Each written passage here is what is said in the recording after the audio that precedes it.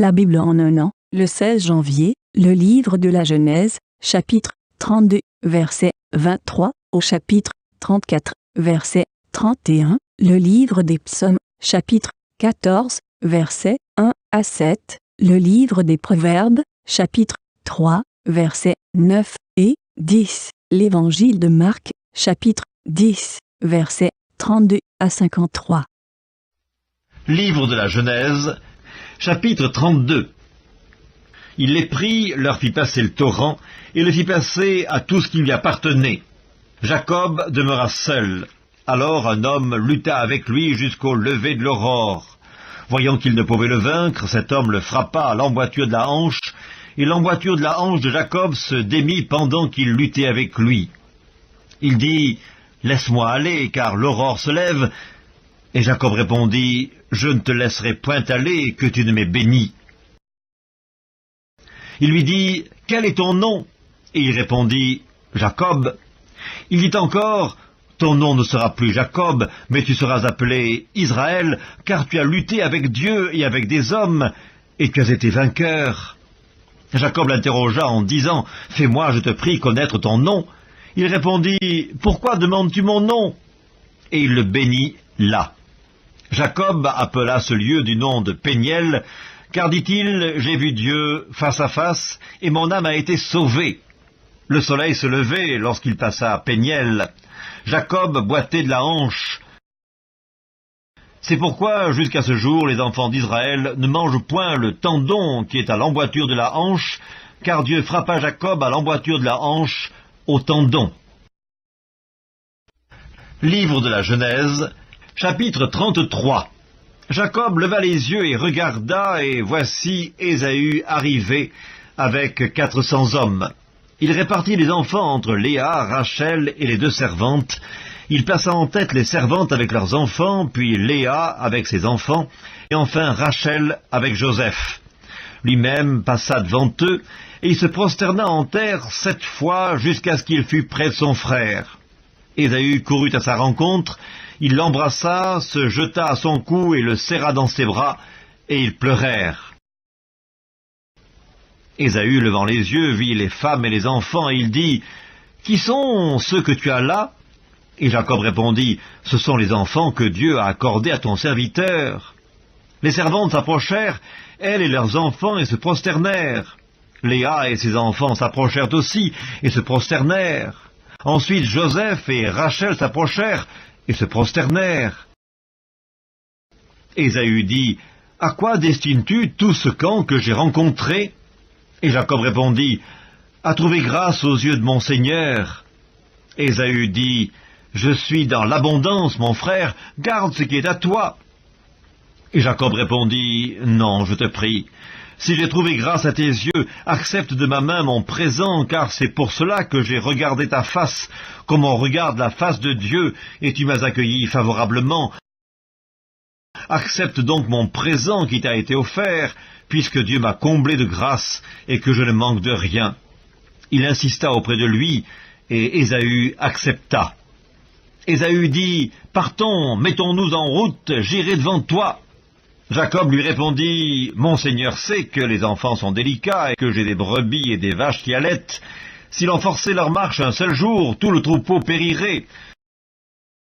Que mon Seigneur prenne les devants sur son serviteur, et moi je suivrai lentement au pas du troupeau qui me précédera, et au pas des enfants, jusqu'à ce que j'arrive chez mon Seigneur, à Séhir. » Ésaü dit, « Je veux au moins laisser avec toi une partie de mes gens. » Et Jacob répondit, « Mais pourquoi cela?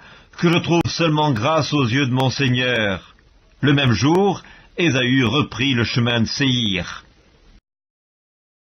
Jacob partit pour Sukkot. Il bâtit une maison pour lui et il fit des cabanes pour ses troupeaux. C'est pourquoi l'on a appelé ce lieu du nom de Sukkot. À son retour de Padan Aram, Jacob arriva heureusement à la ville de Sichem dans le pays de Canaan, et il campa devant la ville. Il acheta la portion du champ où il avait dressé sa tente des fils de Hamor, père de Sichem, pour 100 késitas. Et là, il éleva un autel qu'il appela El Eloé Israël. Livre de la Genèse, chapitre 34. Dina, la fille que Léa avait enfantée à Jacob, sortit pour voir les filles du pays. Elle fut aperçue de Sichem, fils de Hamor, prince du pays. Il l'enleva, coucha avec elle, et la déshonora. Son cœur s'attacha à Dina, fille de Jacob. Il aima la jeune fille, et sut parler à son cœur. Et Sichem dit à Hamor, son père, « Donne-moi cette jeune fille pour femme. » Jacob apprit qu'il avait déshonoré Dina, sa fille, et comme ses fils étaient au champ avec son troupeau, Jacob garda le silence jusqu'à leur retour. Hamor, père de Sichem, se rendit auprès de Jacob pour lui parler, et les fils de Jacob revenaient des champs lorsqu'ils apprirent la chose.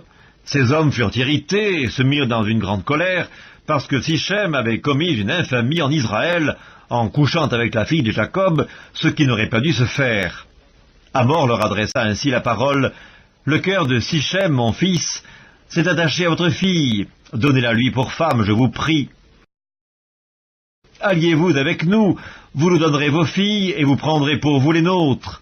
Vous habiterez avec nous, et le pays sera à votre disposition. Restez pour y trafiquer, et pour y acquérir des propriétés. » Sichem dit au père et aux frères de Dina, « Que je trouve grâce à vos yeux, et je donnerai ce que vous me direz. Exigez de moi une forte dot et beaucoup de présents, et je donnerai ce que vous me direz, mais accordez-moi pour femme la jeune fille. » Les fils de Jacob répondirent, et parlèrent avec ruse à Sichem et à Hamor son père, parce que Sichem avait déshonoré Dina leur sœur. Ils lui dirent, « C'est une chose que nous ne pouvons pas faire, que de donner notre sœur à un homme incirconcis, car ce serait un opprobre pour nous. Nous ne consentirons à votre désir à la condition que vous deveniez comme nous, et que tout mâle parmi vous soit circoncis. Nous vous donnerons alors nos filles, et nous prendrons pour nous les vôtres. Nous habiterons avec vous, et nous formerons un seul peuple. Mais si vous ne voulez pas nous écouter et vous faire circoncire, nous prendrons notre fille, et nous nous en irons. » Leurs paroles eurent l'assentiment de Hamor et de Sichem, fils de Hamor. Le jeune homme ne tarda pas à faire la chose, car il aimait la fille Jacob. Il était considéré de tous dans la maison de son père. Hamor et Sichem, son fils, se rendirent à la porte de leur ville, et ils parlèrent ainsi aux gens de leur ville. « Ces hommes sont paisibles à notre égard, qu'ils restent dans le pays et qu'ils y trafiquent. Le pays est assez vaste pour eux. Nous prendrons pour femmes leurs filles, et nous leur donnerons nos filles. Mais ces hommes ne consentiront à habiter avec nous pour former un seul peuple, qu'à la condition que tout mâle parmi nous soit circoncis, comme ils sont eux-mêmes circoncis. Leurs troupeaux, leurs biens et tout leur bétail ne seront-ils pas à nous? Acceptons seulement leurs conditions pour qu'ils restent avec nous. » Tous ceux qui étaient venus à la porte de la ville écoutèrent Hamor et Sichem son fils, et tous les mâles se firent circoncire, tous ceux qui étaient venus à la porte de la ville. Le troisième jour, tandis qu'ils étaient souffrants, les deux fils de Jacob, Simeon et Lévi, frères de Dina, prirent chacun leur épée, tombèrent sur la ville qui se croyait en sécurité, et tuèrent tous les mâles. Ils passèrent aussi au fil de l'épée Hamor et Sichem son fils. Ils enlevèrent Dina de la maison de Sichem, et ils sortirent. Les fils de Jacob se jetèrent sur les morts, et pillèrent la ville, parce qu'on avait déshonoré leur sœur. Ils prirent leurs troupeaux, leurs bœufs et leurs ânes, ce qui était dans la ville et ce qui était dans les champs. Ils emmenèrent comme butin toutes leurs richesses, leurs enfants et leurs femmes, et tout ce qui se trouvait dans les maisons. Alors Jacob dit à Simeon et à Lévi, « Vous me troublez en me rendant odieux aux habitants du pays, aux Cananéens et aux Phérésiens. Je n'ai qu'un petit nombre d'hommes. Ils se rassembleront contre moi, ils me frapperont et je serai détruit, moi et ma maison. » Ils répondirent, « Traitera-t-on notre sœur comme une prostituée ?» Psaume 14, au chef des chantres de David.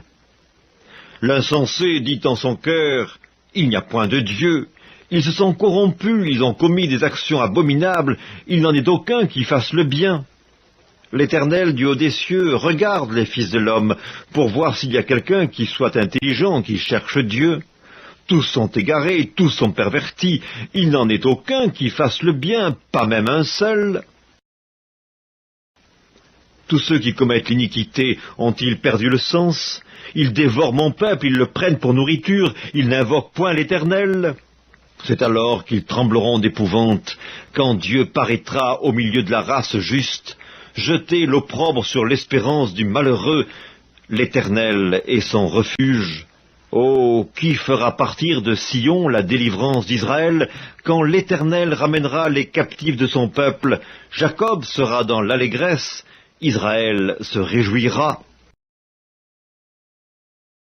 Livre des Proverbes, chapitre 3.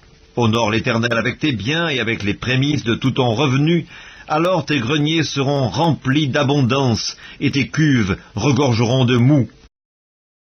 Marc, chapitre 10. Ils étaient en chemin pour monter à Jérusalem, et Jésus allait au-devant d'eux. Les disciples étaient troublés, ils le suivaient avec crainte. Et Jésus prit de nouveau les 12 auprès de lui, et commença à leur dire ce qui devait lui arriver. Voici, nous montons à Jérusalem, et le Fils de l'homme sera livré aux principaux sacrificateurs et aux scribes. Ils le condamneront à mort, et ils le livreront aux païens, qui se moqueront de lui, cracheront sur lui, le battront de verges, et le feront mourir. Et, 3 jours après, il ressuscitera. Les fils de Zébédée, Jacques et Jean, s'approchèrent de Jésus et lui dirent « Maître, nous voudrions que tu fisses pour nous ce que nous te demanderons. » Il leur dit « Que voulez-vous que je fasse pour vous ?» « Accorde-nous, lui dirent-ils, d'être assis l'un à ta droite et l'autre à ta gauche, quand tu seras dans la gloire. » Jésus leur répondit, « Vous ne savez ce que vous demandez. Pouvez-vous boire la coupe que je dois boire, ou être baptisé du baptême dont je dois être baptisé ?» Nous le pouvons, dirent-ils. Et Jésus leur répondit, « Il est vrai que vous boirez la coupe que je dois boire, et que vous serez baptisés du baptême dont je dois être baptisé. Mais pour ce qui est d'être assis à ma droite ou à ma gauche, cela ne dépend pas de moi, et ne sera donné qu'à ceux à qui cela est réservé. » Les 10, ayant entendu cela, commencèrent à s'indigner contre Jacques et Jean. Jésus les appela et leur dit, « Vous savez que ceux qu'on regarde comme les chefs des nations les tyrannisent et que les grands les dominent. Il n'en est pas de même au milieu de vous. Mais quiconque veut être grand parmi vous, qu'il soit votre serviteur, et quiconque veut être le premier parmi vous, qu'il soit l'esclave de tous. Car le Fils de l'homme est venu, non pour être servi, mais pour servir et donner sa vie, comme la rançon de plusieurs. » Ils arrivèrent à Jéricho, et lorsque Jésus en sortit avec ses disciples et une assez grande foule, le fils de Timée, Bartimée, mendiant, aveugle, était assis au bord du chemin. Il entendit que c'était Jésus de Nazareth et il se mit à crier « Fils de David, Jésus, aie pitié de moi !» Plusieurs le reprenaient pour le faire taire, mais il criait beaucoup plus fort « Fils de David, aie pitié de moi !» Jésus s'arrêta et dit « Appelez-le. » Ils appelèrent l'aveugle en lui disant « Prends courage, lève-toi, il t'appelle. » L'aveugle jeta son manteau et se levant d'un bond, vint vers Jésus. Jésus, prenant la parole, lui dit « Que veux-tu que je fasse ?» « Rabouni, lui répondit l'aveugle, que je recouvre la vue. » Et Jésus lui dit « Va, ta foi t'a sauvé. » Aussitôt il recouvra la vue et suivit Jésus dans le chemin.